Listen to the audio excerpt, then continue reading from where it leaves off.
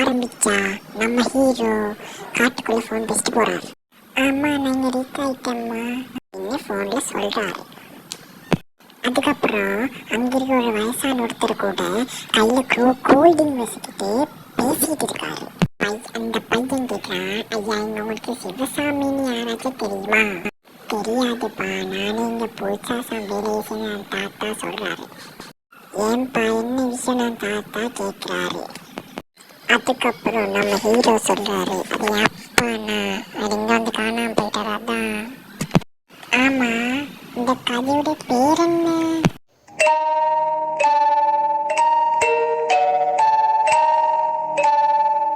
அதுக்கப்புறம் இந்த பையன் ஒரு ரூமுக்கு போறான். அதுக்கப்புறம் ரூம் வாசப்படியில என்னமோ அவனை மந்திரிச்சு வச்சிருக்காங்க. அதுக்கப்புறம் அவன் சின்ன பசங்களை நினைச்சிட்டு உள்ள போயிட்டான். அதுக்கப்புறம் ஜன்னல் ஓபன் பண்ணி பார்க்கறான்.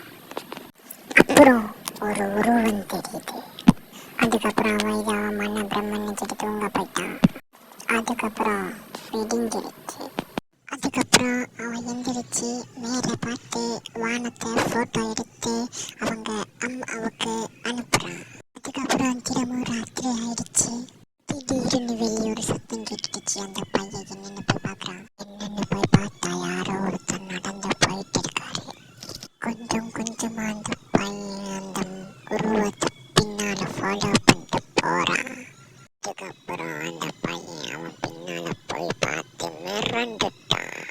அவன் அங்க பார்த்து ஒருத்தனுடைய தலையை விட்டு சாப்பிட்றாங்க. அதுக்கப்புறம் அந்த பையன் வீட்டுக்கு ஓட்டி வந்து சீக்கிரமா திட்டுப்புன்னு அவனோட ட்ரெஸ் எல்லாம் பேக் பண்றான். பயந்து போய் சீக்கிரமா இந்த காட்டை விட்டு நம்ம கிளம்பணும்னு சொல்லி இந்த காட்டை விட்டு கிளம்பணும்னு சொல்லி வெயிட் பண்றான்.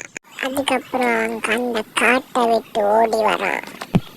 அந்த காட்டுல தப்பிச்சு அவன் சிட்டிக்கு வர அவன் அம்மானை கத்திக்கிட்டு வீட்டுக்கு போறான். வீட்டுக்குள்ள போய் அவன் அம்மாட்ட நடந்தலான்னு சொல்றான். அதுக்கப்புறம் அவங்க அம்மா சொல்றாங்க, ராசா உனக்கு நான் இதனால தான் அந்த காட்டுக்கு போவேணும்னு சொன்னேன். அந்த காட்டுக்குள்ள போய் தான் நம்ம அப்பாவும் காணாம போனாரு, அவரை பணம் கூட கிடைக்கல அப்படின்றாங்க. அதுக்கப்புறம் அவன் சொல்றான் அவங்க அம்மா கிட்ட, அம்மா எங்க அப்பாவை நீ இப்படித்தானே கொண்டு இருப்பானுங்க அப்படின்றான். என் அப்பாவை கொன்னவனை நான் சும்மா விட மாட்டேன் அப்படின்னு சொல்லிட்டு எனக்கு ஏதாவது ஆக்ஷன் எடுக்கலான்னு பாக்குறேன்னு சொல்றான். அதுக்கப்புறம் அவன் அங்க இருக்க எல்லாருக்கிட்டையுமே விசாரிக்கிறான். யாருமே ஒன்றும் தெரிலன்றாங்க. அதுக்கப்புறம் போலீஸ்கிட்ட போறான். அந்த போலீஸும் காட்டுக்குள்ள போய் விசாரிக்க போறாங்க. அவங்களும் காட்டுக்குள்ள போய் பார்த்தாங்க, எதுவுமே இல்லை. அதுக்கப்புறம் புக்ஸ் எல்லாத்தையுமே அவன் எடுத்து பார்த்தா அதுல என்ன இருக்குதுன்னா சூனியம் பலி. இனிமேதான் உண்மையான ஆட்டம் ஆரம்பிக்குது.